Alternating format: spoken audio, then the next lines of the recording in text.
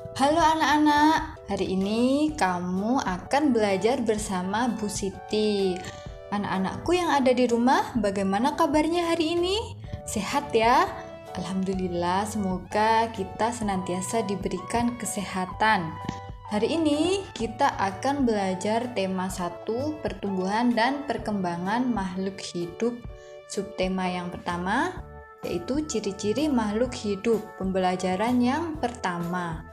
Tujuan pembelajaran kita kali ini yaitu yang pertama, setelah mengamati, nanti anak-anak dapat memeragakan pola irama sederhana dengan percaya diri.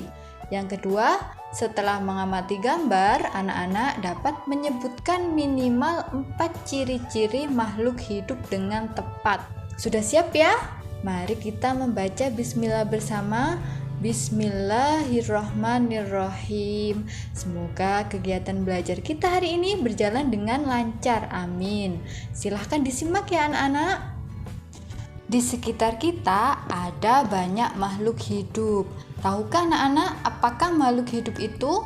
Makhluk hidup adalah manusia, hewan, dan tumbuhan. Makhluk hidup merupakan ciptaan Allah. Setiap makhluk hidup memiliki ciri-ciri tertentu. Jadi manusia ada ciri-cirinya sendiri, hewan ada ciri-cirinya sendiri, dan tumbuhan juga ada ciri-cirinya sendiri. Namun secara umum makhluk hidup memiliki ciri-ciri yang sama, yaitu yang pertama, makhluk hidup itu bergerak. Yang kedua, makhluk hidup itu bernafas.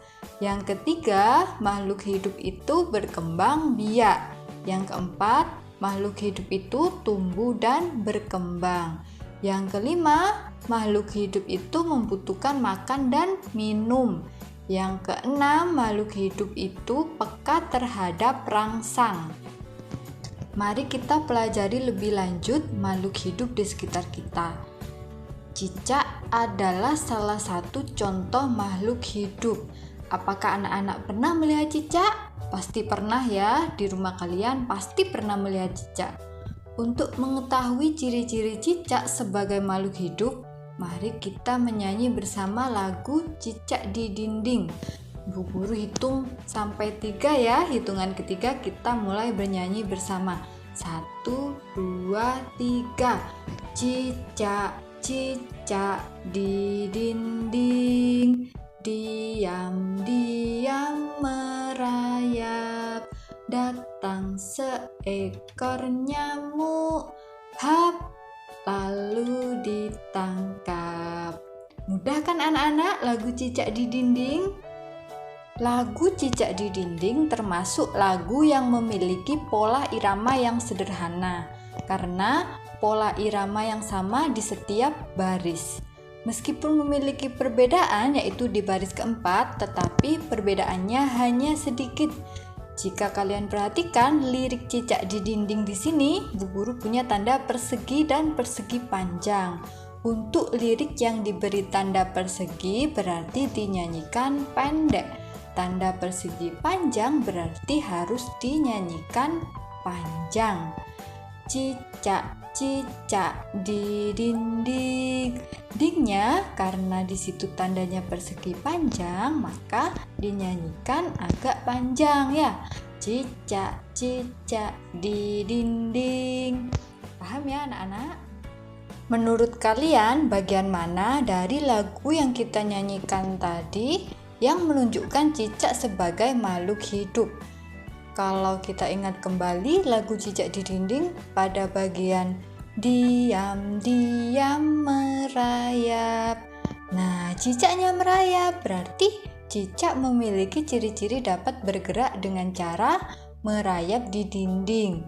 Selain itu, cicak juga memerlukan makanan. Datang seekor nyamuk, hap, lalu ditangkap.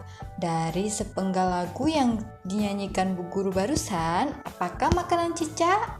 Makanan cicak adalah nyamuk. Kalian pasti pernah ya melihat cicak mengejar nyamuk di dinding. Itu berarti cicaknya sedang mencari makan. Selanjutnya ada ikan. Apakah ikan termasuk makhluk hidup? Mari kita lihat apakah ikan termasuk makhluk hidup. Apakah kalian pernah melihat ikan berenang? Pernah ya? Pasti pernah. Ikan juga termasuk makhluk hidup.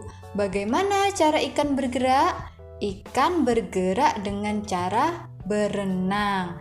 Ikan berenang dengan menggunakan siripnya.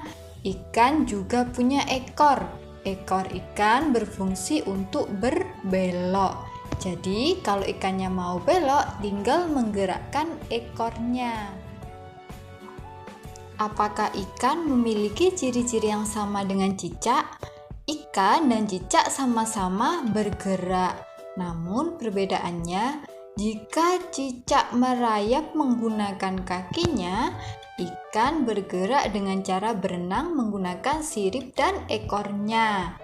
Cicak bergerak dengan cara merayap. Apakah kalian tahu mengapa cicak tidak jatuh saat merayap di dinding? Cicak memiliki organ di bagian kaki bernama spatula. Cicak dapat merayap di dinding dikarenakan hewan tersebut memiliki sebuah organ khusus namanya spatula. Spatula mampu membantu mereka untuk bisa menempel di dinding secara kuat. Jadi cicaknya tidak akan jatuh. Cicak juga membutuhkan makan. Makanan cicak adalah nyamuk. Jadi kalau ikan makanannya pelet sama cacing. Jika kalian pernah memancing bersama ayah kalian atau kakak kalian pasti pernah lihat ya pelet dan cacing. Cicak juga bernapas. Cicak bernapas menggunakan paru-parunya, lain dengan ikan. Kalau ikan bernapas menggunakan insang. Insang itu terletak di kepala ikan, bentuknya seperti sisir. Jika kalian pernah melihat ibu kalian membersihkan ikan, pasti kalian pernah tahu ya. Selanjutnya, cicak berkembang biak dengan cara bertelur. Sama, ikan juga bertelur. Namun, telur ikan bisa mencapai ribuan, seperti jenis ikan mas ya. Ikan mas itu dapat bertelur mencapai 1000. Anak-anak sudah tahu ya sekarang apa saja yang kita pelajari hari ini? Hari ini kita sudah belajar pola irama sederhana pada lagu Cicak di Dinding.